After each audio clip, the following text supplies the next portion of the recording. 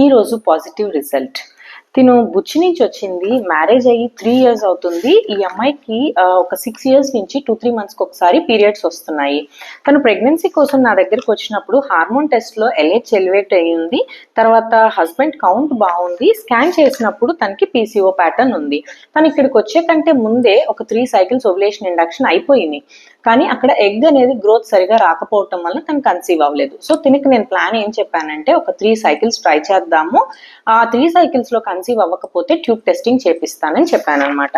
తనకి first cycle July ఎండింగ్లో try చేశాము. 20th day ఎగ్ రిలీజ్ అయింది. ఎండోమెట్రియం బాగుంది కానీ తను కన్సీవ్ అవ్వలేదు. సెకండ్ సైకిల్ ట్రై చేసినప్పుడు సెకండ్ సైకిల్లో కొంచెం డోస్ ఇంక్రీజ్ చేశాను. 19th day ఎగ్ రిలీజ్ అయ్యింది, అయినా తను కన్సీవ్ అవ్వలేదు. సో థర్డ్ సైకిల్ ఏం చేశాను, టాబ్లెట్స్తో పాటు తనకి ఇంజెక్షన్స్ యాడ్ చేశాను.